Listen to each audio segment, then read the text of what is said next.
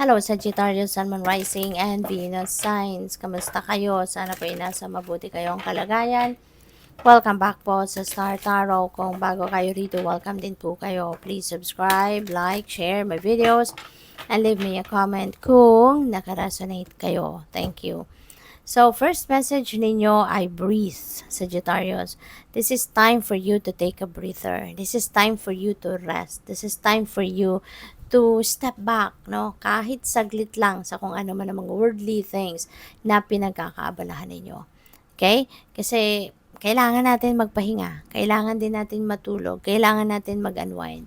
We need balance, no? Sa buhay natin, Sagittarius.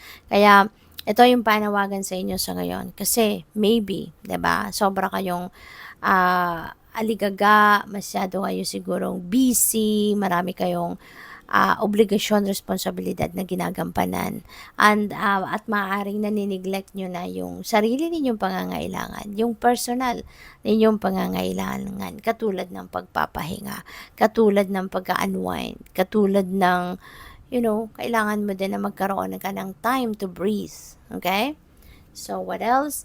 We have new life. Wow, may bagong buhay. You are about to start something new in your life. At if this message resonates with you, kayo lang tayo nakakaalam dyan kung anong itong bagong mga pangyayari sa buhay, no? Na i-apply mo sa buhay mo. Anong mga bagong bagay or bagong situation na papasukin ninyo, no?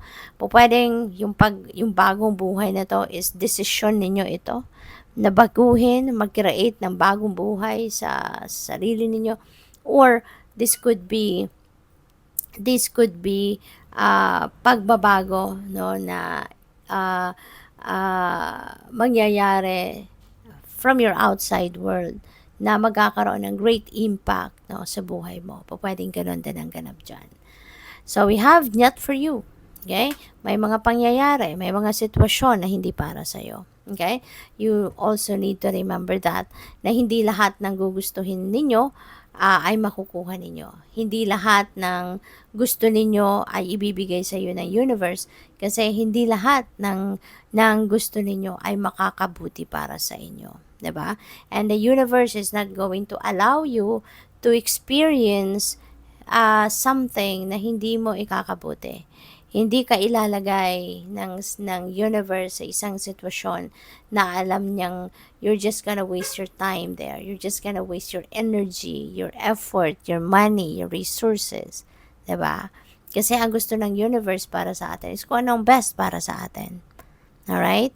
Kaya, huwag kayong mag-alala. Huwag kayong magtampo sa universe. Huwag kayong mawala ng pag-asa. No, if there are some things that are being denied, no, sa inyo, kasi minsan din, yung denial ng universe, yung hindi niya pagbigay sa kung ano man ang mga gusto mo, is also a sign of protection para sa iyo. Okay? Kung ano itong, siguro may mga plano ka na hindi nag-come to fruition, maaaring meron kang mga gustong makuha na hindi nangyari, hindi dumating, ina-expect na hindi dumating, mga ganyan. It's simply because not for you. Otherwise, kung yan ay para sa'yo, ibibigay yan sa'yo. Okay? Kaya huwag kayong magtampo, huwag kayong magalit sa universe, yung gano'n. Alright? So, tignan natin kung ano ba ang mga mangyayari para kay Sagittarius.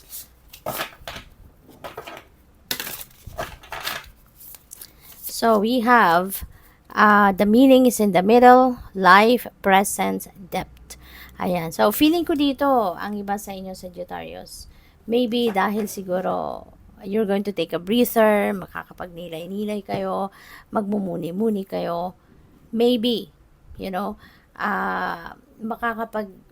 makakapag-isip kayo, and you're going to tap into your soul, at mas magkakaroon siguro kayo ng malalim na pag-iisip, pagninilay-nilay, pagmumuni-muni, and you will be able to go deep within you, at marami kang maiintindihan ngayon, no, sa mga nangyayari sa buhay mo. Siguro mas magkakaroon ka ng greater awareness and understanding of kung ano man ang best para sa'yo. Kung ano yung mga dapat na pagpo-focusan mo sa ngayon, ano yung mga bagay na dapat pag-aanuhan mo, lalaanan mo ng oras, yung mga ganon, no? So, we also have the moon, duality, hidden gem, secret power. Sabi dito, what if your strangeness is actually your brilliance? 'Di ba? Yung uniqueness mo. 'Di ba? Yung uniqueness mo, yun din ang magdadala sa iyo sa iyong tagumpay. Yung uniqueness mo, ito yung it's going to be the key para mag-shine ka, 'di ba? Para mag-progress ka, para mag-prosper ka sa buhay, yung gano'n. Meron kang kasi hindi lahat ng nakikita ng tao sa panlabas mo, yun na yun. Yun na ikaw. Hindi. You have so much pa. Kumbaga, there's so much potential pa out there, no, sa iyo. Kumbaga marami ka pang baon on your sleeves, 'di ba? Na pwede mo pang gawin, marami ka pang bagay na pwedeng gawin na na makakatulong din sa maraming tao, marami ka pang magagawa para makapag-inspire ka and makapag-motivate ka din ng maraming tao, yung ganon. So, what else? You have be patient, it will come. Okay? So, napakaganda. Kasi manifestation and power, energy is here. 'Di ba? So, kung ano man, no, yung mga ano tawag dito, yung mga ini-envision mo for yourself. Ano man siguro tong mga pinapangarap mo, ano man na tong mga pinapangarap mo, mga ini-imagine mo for yourself na gusto mong magkaroon or gusto mong ma-experience in life, maybe this time you're going to, to make it happen. Diba? Pwedeng yan, ibibigay na sa iyo ng universe. Maaring sa ngayon, magka-come to fruition na yan. Mangyayari na yan. Makikita mo na yan sa inyong 3D reality. Diba? Kaya, tama lang, diba? Na you need to learn to be patient talaga. Kasi, kahit magmadali tayo, ang tawag dito, ipupuwersahin natin ng mga sitwasyon na kung anong gusto natin, ipagpilitan natin. Kung hindi talaga yan para sa atin, hindi mangyayari. 'Di ba?